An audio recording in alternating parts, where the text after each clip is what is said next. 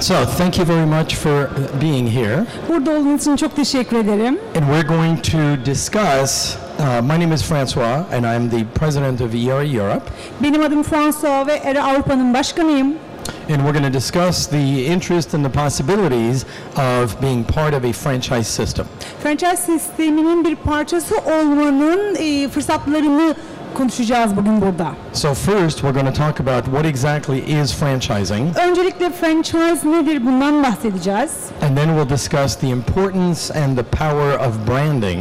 Ardından markanın gücünden bahsedeceğiz. We'll then discuss whether or not you are right for a franchise. Ve aynı zamanda siz bir franchise olmak için doğru bir kişi misiniz, değil misiniz bunu konuşacağız. Then we'll discuss making sure you choose the right field for your franchise. Ve ardından eğer bir franchise alacaksanız bunun hangi alanda olması gerektiğini konuşacağız. And then how to go about selecting the right franchise for you. Ve ardından sizin için doğru olanı nasıl seçeceğinizden. So first, a little bit about ERA. ERA was started in 1972. Öncelikle biraz ERA'dan bahsedelim. ERA 1972 senesinde kuruldu. And ERA is currently present all over Europe and the world. Ve aynı zamanda şu anda Avrupa'nın birçok bölgesinde ve dünyada var.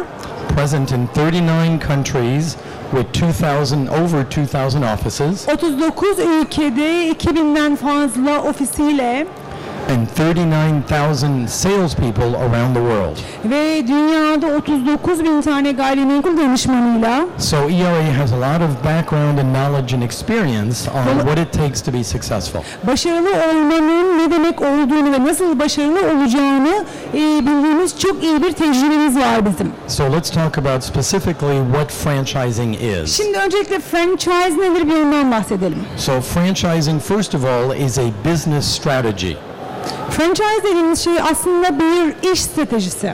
Second of all, being a franchisee means that you're a part of a network, but you are still independent. Ve ikincisi ise bir network'ün, bir ağın parçasısınız ama aynı zamanda bağımsız bir işletmesiniz.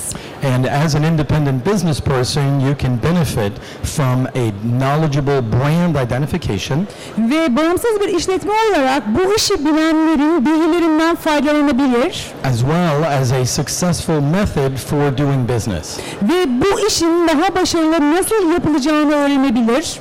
So in short, franchising is an alliance between different brands and different companies that work together. Aslında franchise dediğimiz şey şu farklı ofislerin, farklı şirketlerin birbiriyle uyumlu olarak birbirlerinden faydalanarak çalışması demektir. And we have an expression we use and we say that you are in business for yourself but not by yourself. Ve biz şunu söylüyoruz franchise sisteminde, bu işin içinde kendiniz için varsınız ama yalnız değilsiniz.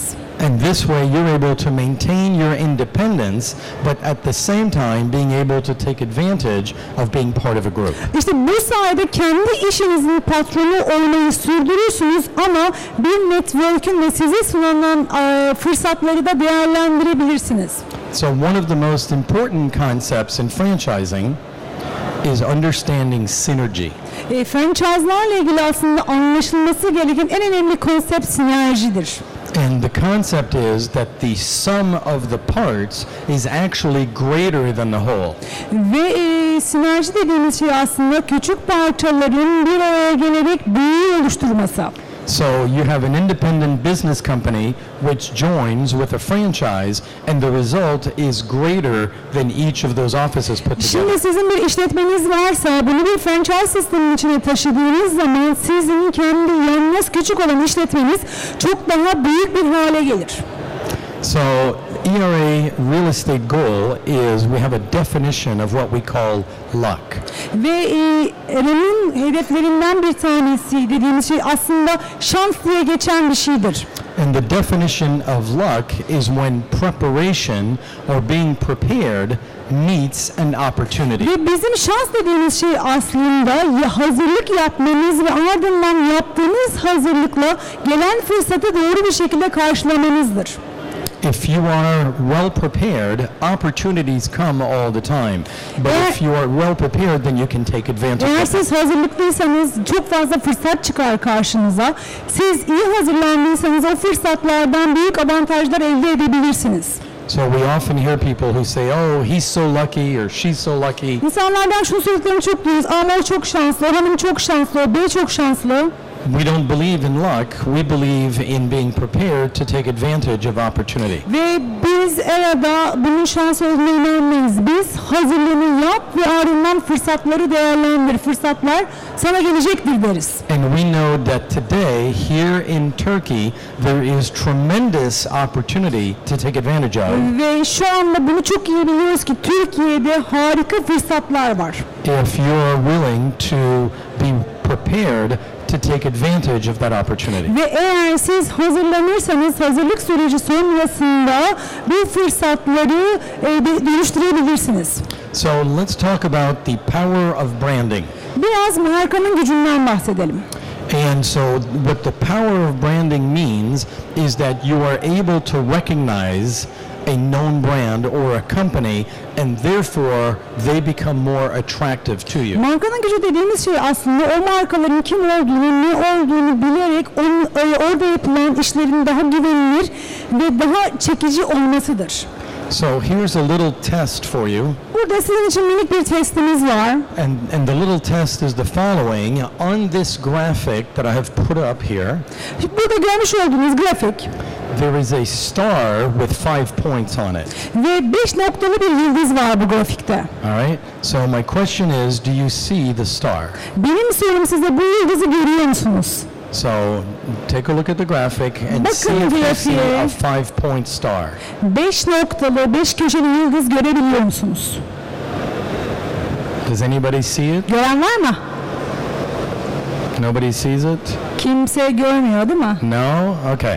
So I'm going to show you the star Şimdi size yıldızı göstereceğim. and then watch what happens. Ardından The bakın. star is there, İşte yıldız burada. right? So now if I do this, do you see the star now? Şimdi böyle yaptığımda yıldız artık yok, görebiliyor musunuz? Right? Değil mi? Now, why do you see it after I showed it to you? Because it's the repetition in your mind that makes it possible to recognize it. Ve ardından şimdi ben yıldızı geri çektikten sonra bir sonraki slayda döndüğümde siz burada yıldızı hala görebiliyorsunuz. Neden? İşte sizin aklınızın oyunu bu. Bir kere gördükten sonra aklınız onu bir köşesinde tutuyor. And the power of branding is the same. İşte markanın gücü dediğimiz şey bu. You know what this is. Bunun ne olduğunu biliyorsunuz. You don't even have to see the name. You know İsmi exactly görmenize what it bile is. gerek yok. And as a matter of fact, you can probably even think of the slogan just by looking at it. Ve bu logoya bakar bakmaz o şirketin, o markanın sloganı bile aklınızdan şu anda geçiyor, yankılanıyor. And of course, the slogan is "Just do it." Ve tabii ki hepimiz biliyoruz ki yapabilirsin sloganını. You know what this is? Bunun ne olduğunu biliyorsunuz bu logonun. You can almost smell the coffee just looking at it. Ve bu logoyu görür görmez kahveyi resmen koklayıp kahve kokusunu hissedebiliyorsunuz. You know what this is? Bunun ne olduğunu biliyorsunuz. Just by looking at it, you put on 2 kilos. Ve bakarak 2 kilo alıyorsunuz resmen. And of course, by looking at this, you know as well that you just spent €1,000 for a telephone. Ve ardından bu resme bakarak da aklınıza telefon için harcamış olduğunuz 1000 euro geliyor.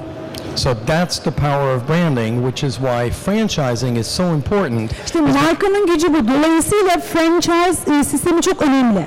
Because it means that your company can now be associated with an internationally known brand, which will make you more successful. İşte bir franchise sisteminin içerisinde olduğunuzda kendi işletmeniz, kendi işiniz çok daha büyük olan uluslararası bir markanın parçası haline gelecek. So the next thing we're going to talk about is, are you right for franchising? Ve şimdi konuşacağımız şey ise siz franchise için doğru insan mısınız? Not everyone is a good fit to become a franchisee. Herkes bir franchise olmak için doğru insan değildir. being a franchisee requires certain qualities and certain traits. Bir franchise olabilmeniz için bir takım özellikleri ve kalifikasyonlara sahip olmanız So gerekir. first of all, it takes somebody who's open-minded, Öncelikle kesinlikle açık fikirli olmalısınız. because a franchise concept means that there's certain things that are inherent with the concept that you have to do. Ve çünkü franchise sistemi dediğimiz şey oradan gelen fikirleri, önerileri açık bir şekilde adapte edebilmenizdir. And if you're not willing to be open-minded to try it, well then it's not going to work. Ve eğer siz denemeye meraklı, deneyebilecek bir insan değilseniz yenilikleri zaten bir fayda elde edemezsiniz. You have to be willing to work hard, Çok çalışmaya gönüllü olmalısınız. because it takes a lot of time, a lot of work, but it's extremely rewarding, but it does require work. Çok çalışmalısınız, çok emek sarf etmelisiniz ama bunun karşısında çok büyük ödüller alırsınız. If you assume that by joining a franchise means that you can work less, that's wrong. Eğer siz bir franchise sistemine girmenin daha az çalışmak olduğunu düşünüyorsanız kesinlikle yanılıyorsunuz. But what it does mean is that if you join a franchise, then you have a system which will increase the likelihood of you being successful. Franchise'e katılmak demek aslında franchise sistemiyle beraber çalıştığınızda çok daha başarılı sonuçlara ulaşmak, başarılarınızı katlamak anlamına gelir. The rate of small businesses that start and fail is very high. Yeni açılan işletmelerin, küçük işletmelerin açılıp kapanma oranı inanılmaz yüksektir. But the rate of franchisees that start and fail is very low. Ama franchise sisteminde bu çok daha farklı. Franchise'e girip de başarısız olan sayısı çok daha az. Because franchising increases your rate of success. Çünkü franchise sizin başarı şansınızı çok daha fazla arttırır. Franchise sistemleri. To be your own boss means that you have to be willing to take risks, Kendi işinizin patronu olmak dediğiniz şey risk alabilmek demektir. and it means that you're going to be focused on results and getting results and not on exactly how things are done. Bu da demektir ki aslında siz sadece elde edeceğiniz sonuçlara odaklanacaksınız, metotlara değil. Sometimes people get caught up and confused and think, I want to do it my way. Bazen insanların bu konuda kafası karışır ve derler ki yok ben kendi usulümce yapacağım. Without really having a system that they've created or built or developed over years. Ve eğer bir sistemleri yoksa yıllar süresince yarattıkları ve fayda elde ettikleri başarısız olurlar. And it requires a lot of discipline to be successful. Ve başarılı olmak için disiplinli olmak zorundasınız. And you have to be willing to implement all of the systems of the franchise to be successful. Ve aynı zamanda franchise sistemlerinde size sunulan sistemlerin hepsini uygulamalısınız. So we have a test that we give as a self-evaluation. Aslında bir öz değerlendirme testi yapıyoruz biz franchise'larımız öncesinde. And the questions to ask yourself if you're right for franchising are you ready to do this? Kendinize sormanız gereken sorular şunlar. Bunu yapmak için hazır mısınız? Do I want to do it? Ben bunu yapmak istiyor muyum? Can I do it? Bunu yapabilecek kapasitem var mı? And is my decision supported by the people around me? Ve etrafımdaki insanlar tarafından kararım destekleniyor mu? If the people around me are not supportive, then it's going to be very difficult to succeed. Çünkü etrafınızda sizi destekleyen insanlar yoksa başarılı olmakta çok güçlük çekersiniz. So choosing the right field is also very important. Ve diğer çok önemli olan konu ise doğru alanı seçmek. So there's all kinds of franchises available. There's all kinds of possibilities. Şu anda birçok farklı franchise sistemleri sunuluyor. And we've listed just some of them here that are different companies. Birkaç tanesini burada sunumumuza yazdık farklı şirketlerde olan. However, one topic which is always discussed, Ama her zaman en çok konuşulan sektör, which is very current on the mind of Turkish people throughout the country, ve aynı zamanda Türk insanları içinde her zaman çok gündemli olan is real estate. gayrimenkul. So people talk about real estate all the time. People want to own real estate. İnsanlar devamlı gayrimenkulden bahsediyorlar. Türkiye'de gayrimenkul sahibi olmak istiyorlar. And real estate is really one of the cornerstones of most economic countries in the world. Ve gayrimenkul sektörü, gayrimenkul yatırımları çok büyük kazançlar elde edilebilecek sektörlerden ve yatırımlardan bir tanesi dünyanın birçok noktasında. And as time goes on and things become more and more complex in the market with laws and regulations, as well as the possibility and the need for marketing, then a real estate professional is even more important. Ve özellikle regülasyonlar değişiyor, kanunlar değişiyor, kurallar değişiyor ve bunlar olduğu sürece profesyonel gayrimenkul danışmanlarına ihtiyaç günden güne daha fazla artacak. Çünkü alım satım işlemleri çok daha kompleks hale gelmeye başlıyor. So one of the things is that I have to have in choosing the right field or the right area, it has to be something that interests me. Ve özellikle sektör seçerken dikkat etmeniz gereken konu sizinle ilginizin olduğu bir sektör olması. So do I like real estate? Do I have a passion for real estate? Sormanız gereken sorulardan bir tanesi gayrimenkul sektörünü seviyor muyum? Bu sektöre ilgin var mı?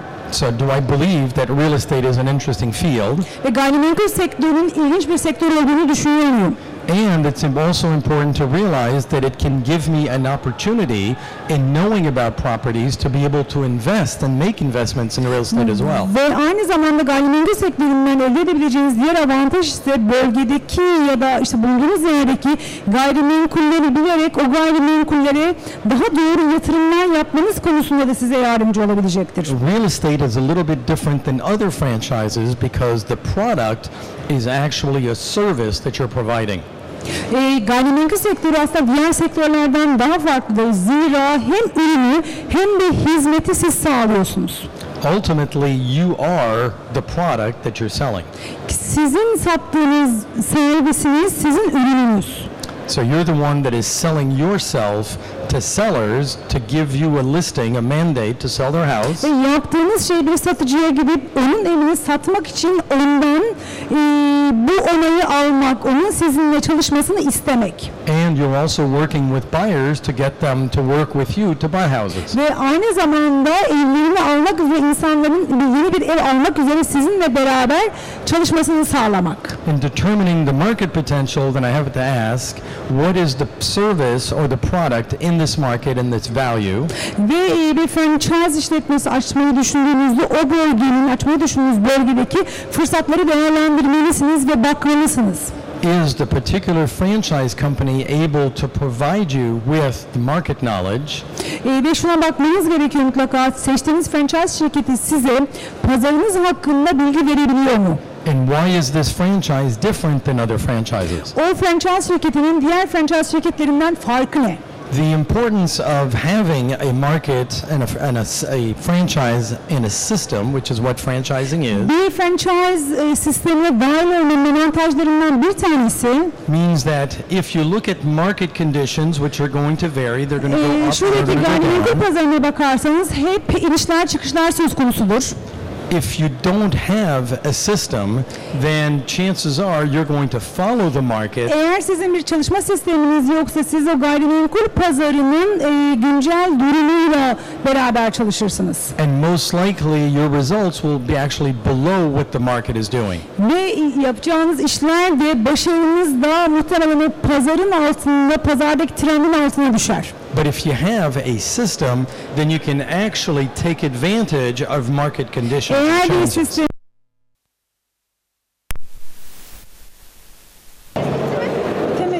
teknik arızayla uğraşıyoruz. Daha bitiremedik. Tamam. Bitmeye yakın haber verirseniz eğer. Tabii. Görüşürüz. And we're back. Wonderful. So we'll finish with a song. Şarkıyla başlamıştık, şarkıyla bitirelim. So let's see if the screen comes back up. But anyway, let's talk about choosing the right franchise for your project. Doğru franchise seçmekten bahsedelim biraz. And choosing the right franchise for your project means that it has to be large enough in scope so that it will work in different markets under different conditions. Şimdi öncelikle doğru franchise'ı seçmekten kastımız o franchise'ın son derece büyük olması ve her bölgede uygulanabilir olması. And you want a company that has a proven track record. Ve aynı zamanda başarıları kanıtlanmış bir franchise sistemi olması. And the ERA system offers training as well as marketing help in order to make sure the company is successful. ERA sistemleri, franchise sistemi size eğitim verir ve aynı zamanda sadece pazarlamanıza yardımcı olmakla kalmaz, uygulamaları yaptığınızdan emin olur. The ERA system also provides market knowledge because we have a very wide knowledge of the real estate industry throughout the world. Ve aynı zamanda ERA franchise sistemi size gayrimenkul pazarına dair bilgi verir. Zira büyük bir network olmanızdan kaynaklı ciddi bir gayrimenkul pazarı tecrübeniz var. And we also provide business consulting in order to make sure that the daily work is done to help make the individual office successful. Ve aynı zamanda ofislerimizin ve franchise'lerimizin başarılı olması için onlara yönetim desteği sunarız.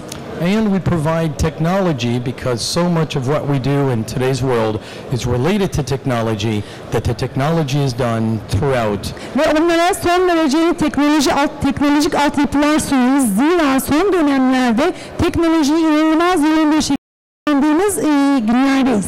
Before making a decision on which franchise company to join, hangi sektörde bir franchise satın alacağınıza karar vermeden önce very important, take a look at their level of success in the field. Şuna çok dikkatli bir şekilde bakın. O seçeceğiniz franchise şirketinin o sektördeki başarıları. ERA has over 40 years of experience in the real estate franchising business with present in over 35 countries. ERA'nın 40 yılın üzerinde bir franchise tecrübesi var ve 40 tane ülkede ayak izleri var. Do they have success with individual franchises and not just with company-owned offices? Ve şuna da bakmanız gerekiyor. Kendilerinin açtıkları ofislerle, işletmelerle beraber kişilerin satın almış olduğu franchise'ların başarılarına. Are you able to check and verify the success that they have told you? Ve size anlatmış oldukları başarı hikayelerinin gerçek olup olmadığına bakmalısınız. And can they help you put together a business plan? Ve sizin bir iş planı oluşturmanız konusunda size yardımcı olabiliyorlar mı? That business plan is extremely important because that's what will determine your success. O iş planı o kadar önemli ki çünkü sizin başarınızın dayanak noktası o iş planı olacak. An expression that we like to use, which is very specific to this case, biz bunun için bir deyim kullanmayı severiz aslında. Is that the best way to predict your business future is to create it.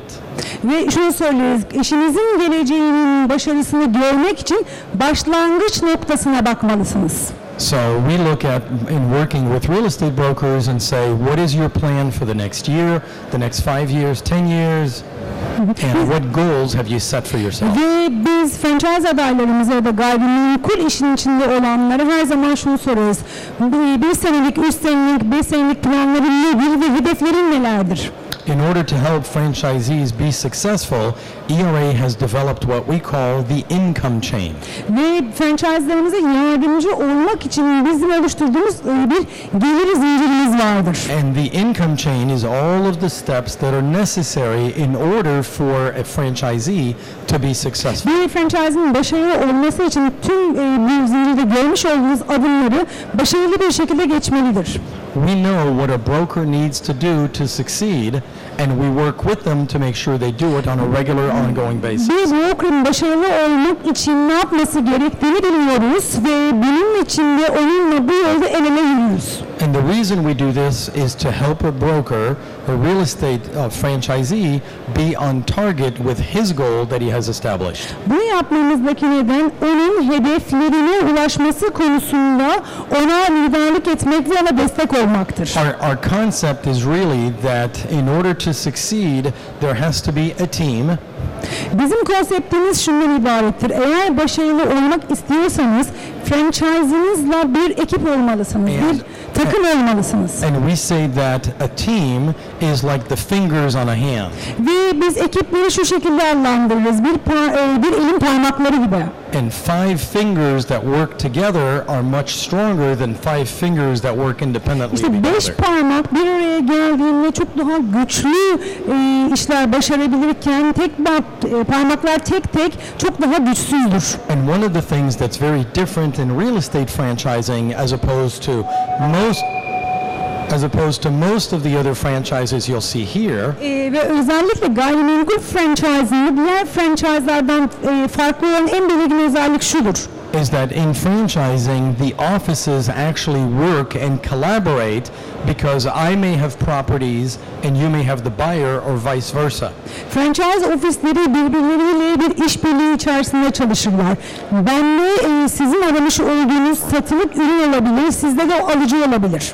But if I have, for example, a food franchise, Ama diyelim ki gıda sektöründe bir franchise'dasınız well then I'm not working with other companies or other stores. ve diğer franchise'larla ortak bir çalışma yapamazsınız. They're not sending me clients and I'm not sending them sandwiches. Onlar bana müşterilerini satmazlar, ben de onlara sandviç satmam. But in real estate, we work together. Ama gayrimenkul sektöründe biz bir arada çalışırız. Because you may have a property, but I may have a buyer. Sizde mülk olur, bende alıcı olur. So that's why we use the acronym for team, T-E-A-M. Dolayısıyla biz ekip olarak şunu kullanırız. And team means that together each accomplishes more. Ekibin anlamı şu olacaktır. Bir arada daha büyük şeyler başarırız.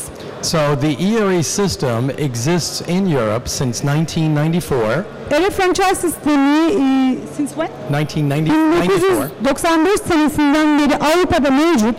We are present in over 14 countries just in Europe alone, Avrupa bölgesinde 14'ten fazla ülkede varız. with over 1,000 offices throughout Europe. Ve Avrupa'da 1000 üzerinde ofisimiz var. And we're present throughout the world as well Ve aynı zamanda dünyada da varız. in order to help offices work together to exchange whether buyers or sellers may be coming from other areas as well as locally. Bizim bünyemizdeki herkes dünyada ve Avrupa'da birbirleriyle çalışıp bilgi alışverişinde bulunabileceği, işbirliği yapabileceği gibi kendi lokal bölgelerinizde de bunu yapabiliyorsunuz. So I'll give you my email address. This is Size e-mail adresini veriyorum. and what we have done Ve is aynı zamanda şöyle bir broşürümüz var. we've put together a little brochure with the questions, the 5 most important questions and steps in order to make the right decision in buying a franchise. Franchise alma konusunda doğru kararı verebilmeniz adına hazırlamış olduğunuz 5 maddeden oluşan bir broşürümüz var. So I have a few here with us today in English. Bugün birkaç tane ben benimle beraber getirdim ancak İngilizce. With the help of our fabulous team here in Turkey, we're having it translated into Turkish. Buradaki harika ekibimizle beraber Türkiye'de bu Türkçe'ye çevrildi. And if you'd like one, you can come to the ERA stand and we'll be happy to give you one in English. Eğer isterseniz bunu almak isterseniz lütfen bizim standımıza gelin hem İngilizce. And if you give us your email address and your telephone number, once we have them translated in Turkish, then we can send you one. İngilizce versiyonunu verebiliriz, Türkçesini de verebiliriz. Aynı zamanda daha detaylı bilgiler için bize telefon numaramızı ve e-mail adresini verirseniz sizinle paylaşırız. And with our experience, these are 5 of the most important questions to ask yourself to choose the right franchise as well as make your project more successful. Bizim tecrübemiz bize şunu gösterdi. Bir franchise almadan önce kendinize sormanız gereken 5 en önemli soru var. Bunları kendinize mutlaka sormalısınız. And that's it. Teşekkürler. Thank you very much. Teşekkür ederiz. Does anybody have any questions? Herhangi bir If we have sorusu some olan var time, mı?